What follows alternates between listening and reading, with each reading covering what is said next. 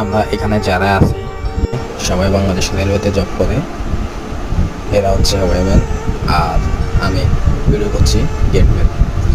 আজকে আমার গেটের এখানে কাজ করবে, পাম্পিং কাটবে। কাজ শুরু হয়ে গেছে, প্রচণ্ড রোদ, অনেক গরম, এরপরেও কাজ থেমে নেই, সুন্দরভাবে কাজ চলতেছে। পেকিং হচ্ছে, পাম্পিং কাটা হচ্ছে, প্রচণ্ড গরমের মতো এরা কাজ করে যাচ্ছে।